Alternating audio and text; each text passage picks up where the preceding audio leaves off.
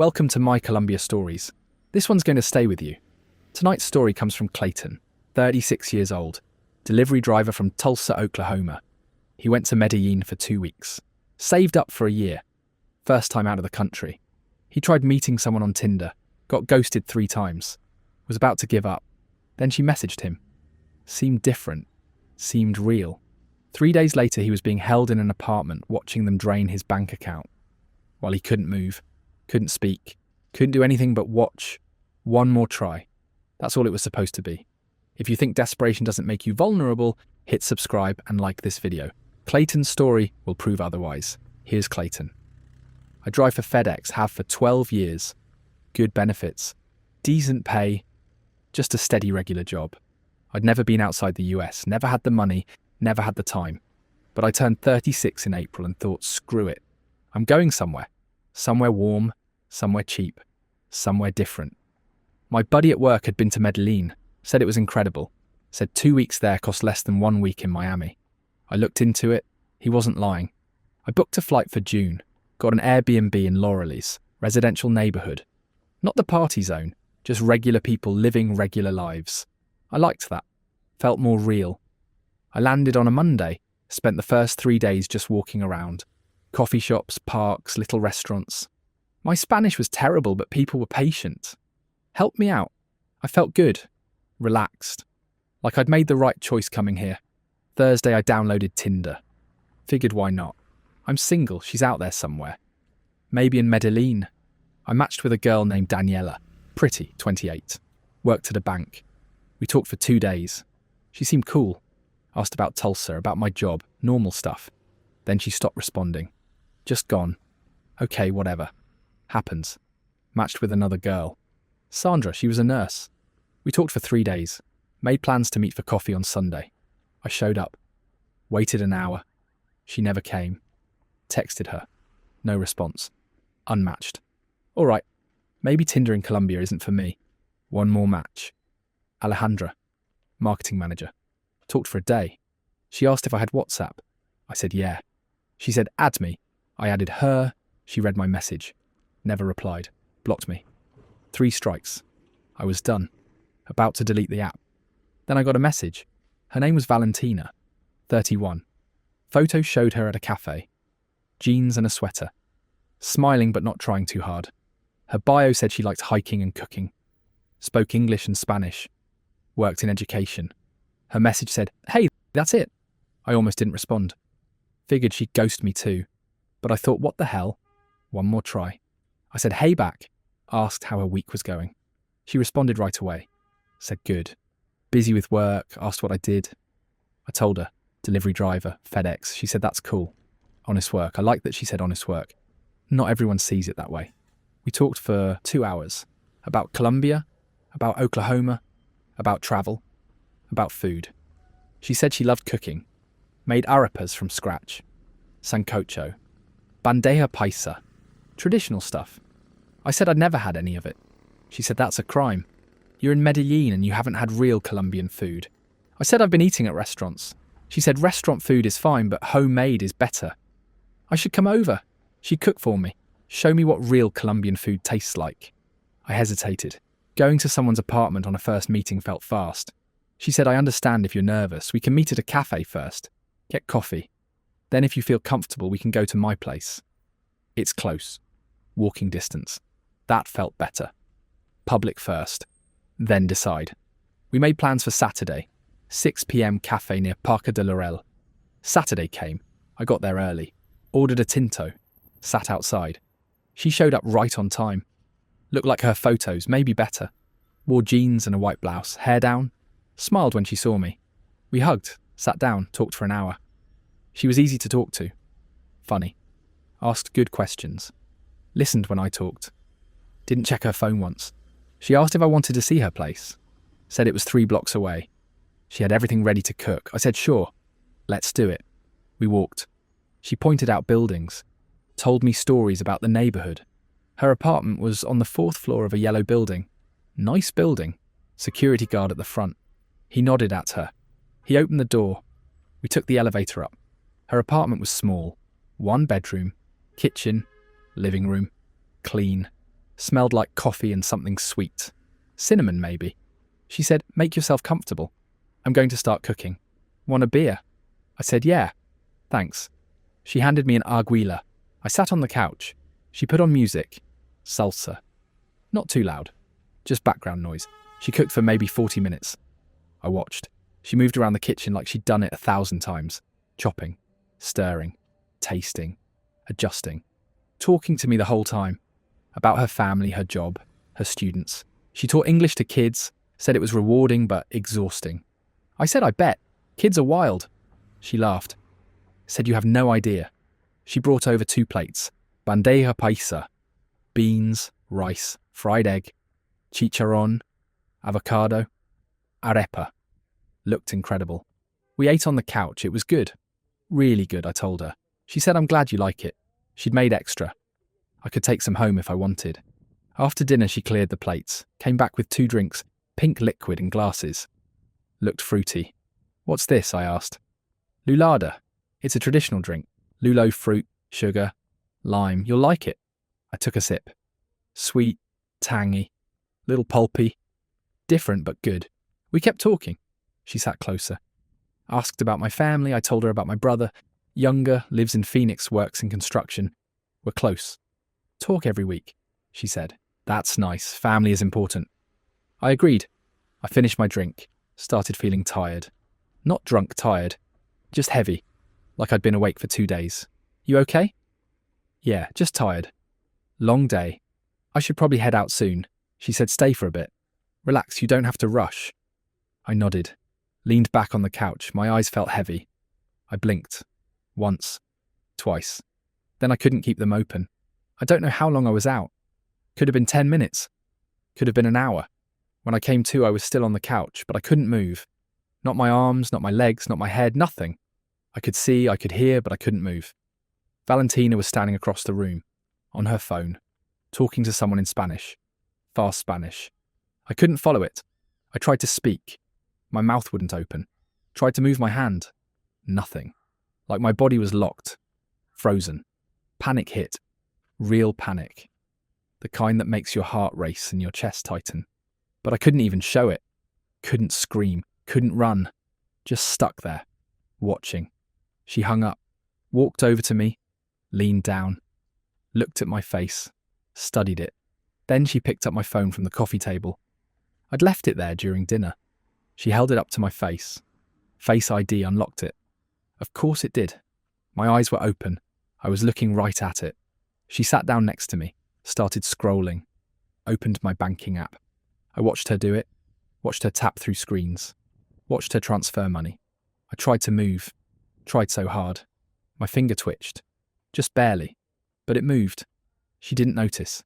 She kept working. Opened Venmo, Zelle, PayPal, Cash App, every app I had, transferred money out of all of them. I watched the amounts, 500 here, 1,000 there, 2,000, 1,500. Then she made a call, spoke in Spanish, said something about a car, about needing help, about an hour. She set my phone down, looked at me again. I blinked. Tried to make my eyes tell her to stop. Tried to make her see I was awake. I was aware. I was here. She saw it. I know she did, because her expression changed, from focused to surprised. "You're awake," she said in English. I couldn't respond, couldn't nod, couldn't do anything. She leaned closer, studied my face. Then she said, "It's okay, don't fight it. You'll be fine. Just let it happen." "Let what happen?" I wanted to scream. "What are you doing to me?" She stood up, walked to the kitchen, came back with another glass, pink liquid again. She lifted my head, poured it in my mouth. I couldn't swallow right. Some of it dribbled down my chin, but enough went down. She set my head back on the couch, wiped my chin with a napkin. "Sleep now," she said. And I did.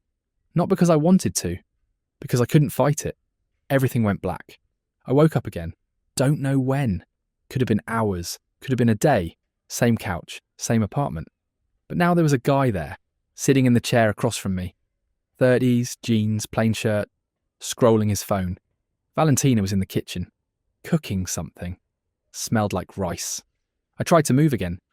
My fingers responded. Barely. But they moved. My toes moved. Progress. The guy looked up. saw me looking at him. "He's awake," he called out in English. Valentina came over, looked at me, crouched down so we were eye level. "Hey, Clayton. How you feeling?" I tried to speak. My mouth opened, but nothing came out, just a dry rasp.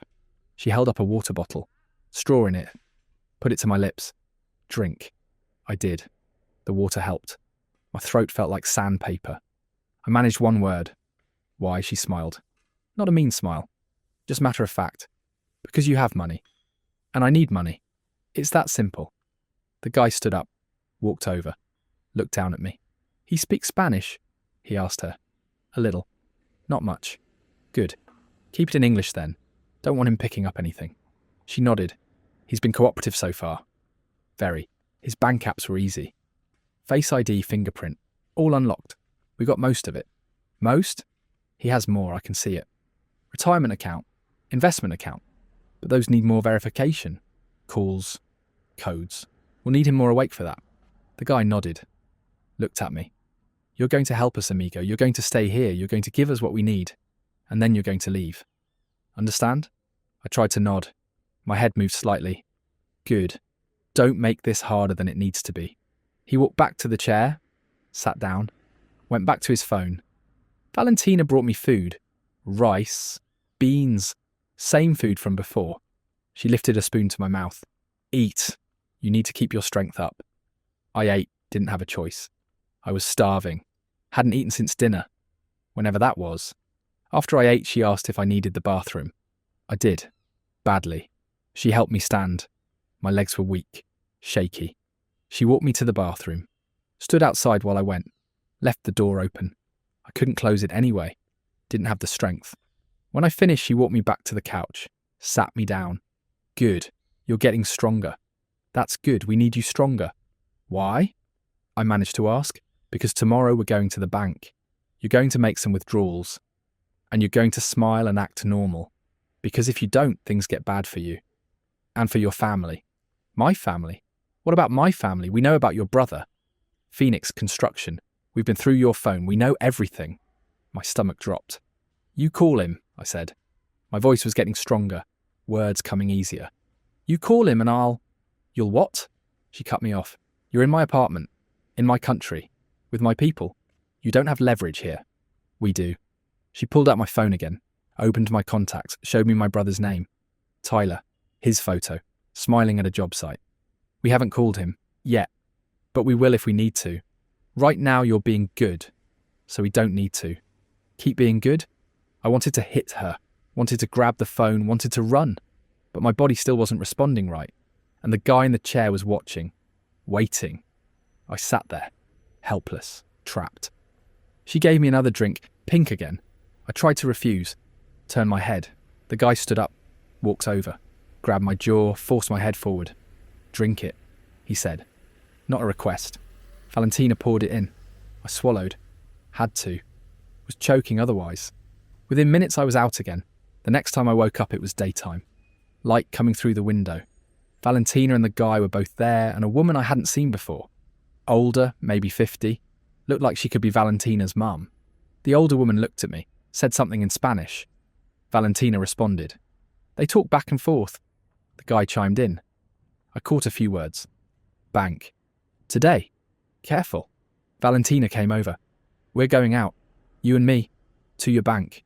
You're going to withdraw money. Maximum amount. We'll do this 3 times. 3 different banks. Then we're done with the banks. What if I say no? Then we call your brother. Tell him you're in trouble. Need money wired. $20,000. Family emergency. He'll send it. Because that's what family does. And then we still take you to the banks anyway. So you lose either way. But this way your brother doesn't lose too." She let that sink in. "So what's it going to be?" I didn't answer. Didn't need to. She knew I'd cooperate. They got me cleaned up. New shirt. One of mine from my backpack. They'd gone through my stuff. Found my passport. My backup credit cards. Everything. Valentina walked me out. The older woman came too. The guy stayed behind. We took a taxi. 10-minute ride. Valentina sat next to me. Held my arm. To anyone watching, we looked like a couple. Just normal. Just fine. We got to a Bank Colombia. She walked me inside, straight to the ATM, maximum withdrawal. 4 million pesos. Do it. I did it. Entered my PIN. Took out 4 million. Handed it to her. Good. See, easy, we went to 2 more banks. Same thing. 4 million each time. 12 million total. $3,000. Back in the taxi, she counted it. Smiled. Put it in her purse. You're doing great, Clayton. Just a little more and we're done. Back at the apartment, the guy counted the cash again. Nodded. Said something to Valentina in Spanish. She nodded back. They sat me back on the couch. Gave me water. Food. Treated me like a guest, like this was all normal. That night, Valentina opened my laptop. I'd left it at the Airbnb, but they'd gone there. Gotten it. Used my key. The security guard must have let them in. Or they paid him. Doesn't matter. They had it. She logged into my retirement account. Fidelity needed 2-factor authentication. The code came to my phone, she read it off. Entered it. My account. Loaded. $42,000. My entire retirement. 12 years of saving. She looked at the guy. He nodded. She started a transfer. Withdraw to checking. Max amount. 42,000. It said processing. 3 to 5 business days. She closed the laptop. Looked at me. Now we wait. Wait for what? For it to clear, then we withdraw that too. I felt sick. My savings. My retirement. All of it. Gone. That night they gave me more of the pink drink. Lighter dose this time. Enough to keep me slow. Keep me compliant. But not knock me out. I laid on the couch, eyes open. Watching them. They talked, laughed, ate dinner. Like I wasn't even there, like this was just another Tuesday. The second day blurred into the third. More drinks, more waiting, more sitting on that couch, feeling my life drain away. On day 3, the transfer cleared. 42,000 in my checking account. Valentina and the guy went to 4 different ATMs. Took me to each one. Withdrew the maximum. Over and over. Took 6 trips. Different neighbourhoods. Different banks. By the end of day 3, they had it all. $53,000 total. My savings. My retirement. My credit cards maxed. Everything. That night they gave me one more drink. Heavier dose. I fought it. Tried to stay awake. Couldn't.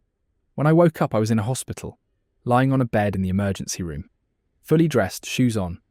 Wallet in my pocket. Empty. Phone next to me. Dead battery. A nurse came over. Asked if I was okay. Asked what happened. I don't know, I said. I don't remember. That was a lie. I remembered everything. The hospital kept me for 6 hours. Ran tests. Blood work. Everything came back clean. Whatever they'd given me was gone from my system. The doctor said I was dehydrated. Malnourished. Asked when I'd last eaten. I said I don't know. 2 days ago maybe. He said I needed rest. Fluids. I'd be okay. He asked if I wanted to file a police report. Said I looked like I'd been through something. I said no, I'm fine. Just got sick. Bad food maybe. He didn't believe me, but he let me go. I took a taxi back to my Airbnb. The door was unlocked. They'd left it open. Didn't even try to hide it. My backpack was there, clothes thrown around. Laptop on the bed. Everything searched. Nothing valuable left. I sat on the bed. Pulled out my phone. Plugged it in. Waited for it to charge. When it turned on, I had 47 messages. My brother, my boss, friends, everyone asking where I was, if I was okay. My brother's messages got more frantic. Day 1, hey man, you good? Day 2, Clayton, answer your phone. Day 3, I'm about to call the embassy. I called him. He answered on the first ring. Where the hell have you been? I'm okay, I'm fine. My phone died. For 3 days? Yeah, I was out exploring. Lost track of time. Battery died. I'm sorry. He went quiet, then said, you sound weird. What happened? Nothing, I'm just tired. Long day, you're lying. I'm not. Clayton, I know when you're lying. What happened? I couldn't. Tell him. Couldn't say I got drugged and robbed and held for 3 days. Couldn't admit I let some woman take everything. Couldn't say I was stupid enough to go to her apartment. Drink her drinks. Trust her. I'm fine, I said again. I'll call you when I get home. I'm flying out tomorrow. Tomorrow? You have a week left. I'm done here. Ready to come home. He said, okay, call me when you land. I will. I hung up. Opened my banking app. Already knew what I'd see, but I looked anyway. Checking, 0. Savings, 0. Retirement, 0. Credit cards maxed. 2,800. 3,200. 4,000. All maxed. Total damage. $53,000. Everything I had. Everything I'd saved. Gone. I tried calling the banks. Same story as everyone else. Authorised transactions. Correct PIN. Face ID. Fingerprint. Nothing they could do. I said I was held against my will. Drugged. They said, do you have proof? Police report. I said no. They said, then there's nothing we can do. File a police report. Come back to us. I didn't file a report. What was the point? I knew how this went. I'd heard the stories. Guy gets drugged. Robbed. Police take a report. Do nothing. Money's gone. Case closed. Plus I didn't want to admit it. Didn't want it on record. Didn't want my brother finding out. My boss, my friends. Easier to just say my phone died. Easier to lie. I changed my flight. Left the next morning. Flew back to Tulsa. Landed Tuesday afternoon. My brother was waiting at arrivals. I told him not to come. He came anyway. He hugged me. Said, you look like hell. I'm fine. Just tired. We drove to my apartment. He came inside, sat on my couch. Said, talk. There's nothing to talk about. Bull. Something happened. Made up some story about food poisoning. About being in the hostel bathroom for 2 days. About my phone dying. He didn't believe it. But he stopped pushing. After he left, I sat there, stared at my empty bank account. Tried to figure out how I'd rebuild. How I'd explain this to anyone. How I'd move forward. I went back to work the following Monday. Same routes, same deliveries, same routine. People asked how Colombia was. I said, great. Amazing. Loved it. No one asked details. No one cared that much. Just making conversation. I stopped sleeping well. Woke up every night around 3 a.m. Same time, every time. Just laid there, staring at the ceiling, thinking about that apartment, that couch, those 3 days. The worst part wasn't the money, it was the helplessness, the watching, the knowing what was happening and not being able to stop it. I'd be at work, driving, delivering packages, and I'd flash back to her holding my phone, to him forcing the drink down my throat, to the ATM screen showing my balance going down, down, down, to 0. I'd have to pull over, sit there, breathe, wait for it to pass. My brother called every few days, asked how I was doing. I said, fine. He said, you sure? I said, yeah. Why? He said, because you're not. He was right. But I couldn't tell him, couldn't admit what happened, couldn't say I lost everything because I wanted to meet someone, because I was lonely, because I thought one more try would be different. I deleted Tinder, deleted every dating app, haven't downloaded them since. Can't. Every time I think about it, I see her face, her smile, her pouring that drink. I looked her up. Valentina. Searched Facebook, Instagram, Tinder screenshots I'd taken. Nothing. Profile was gone, photos were gone. She was a ghost. I tried finding the apartment building, looked at Google Maps, Street View, tried to remember the route. The yellow building, the security guard. Found 3 that looked similar. Couldn't tell which one. Maybe none of them. Maybe she doesn't even live there. Maybe it was a rental, a setup. Gone now. I thought about going back.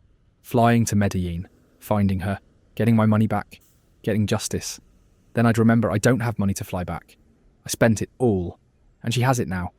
I reported it to the State Department. Travel fraud. They said file a police report in Colombia. I said I didn't.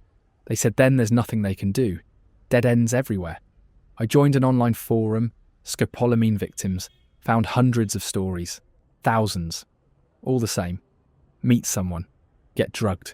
Wake up robbed. No one gets caught. No one gets their money back. One guy said he tracked down the girl who drugged him. Found her working at a different bar. Different name, different hair, same face. He confronted her. She denied everything. Said he's mistaken. He went to police. They said prove it. He couldn't. Another woman said she was held for 5 days. Same setup. Apartment. Drugged. ATM's family contact. They called her mum, said she was kidnapped. Needed ransom, 20 grand. Mum sent it. Then they took her to more ATMs anyway. She lost 60,000 total. At least I didn't lose that much. Cold comfort. But comfort. I'm rebuilding slowly, working overtime. Extra shifts, weekends, holidays, putting every spare dollar into savings. In a year, I'll have 10,000 back. In 5 years, maybe I'll have half of it. In 10 years, maybe I'll forget about it. Probably not, though. I don't tell people what happened. Too embarrassing. Too raw. My brother still asks. I still lie. Easier that way. For both of us. I think about Valentina sometimes. Wonder if she thinks about me. Probably not. I was just a job. A payday. $53,000. Split between her and the guy and the older woman and whoever else was involved. Maybe 10 grand each. Maybe more. Was I worth it? For them? Probably. Easy money. 3 days of work. No consequences, just profit. I wonder how many others there were before me. How many after? How long they've been doing this? How many apartments they use? How many faces they wear? I wonder if the security guard was in on it. If the taxi drivers knew. If the whole neighbourhood was part of it. Or if it was just them. Just her. Just the 3 people I saw. I'll never know. And that eats at me. Not knowing. Not understanding. Not being able to make sense of it. What I know is this. I went to Medellín to try one more time. To meet someone. To feel something other than lonely. And I did feel something. I felt terror. Helplessness. Shame. Loss. Anger. All of it compressed into 3 days on a couch watching my life disappear. I came home $53,000 lighter. And a lot less willing to try again. One more try. That's what I told myself. One more shot at meeting someone. I got my shot, just not the one I wanted. The app's still deleted, the money's still gone, the nightmares are still there. Waking up at 3 a.m. every night, same time. Can't shake it. My brother says I should talk to someone. Therapist, counsellor.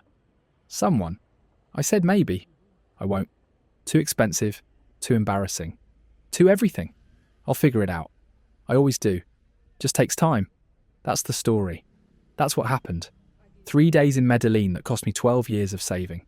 3 days I'll never get back. 3 days I'll never forget. Thanks for listening. That's Clayton's story. This is My Colombia Stories. See you in the next one.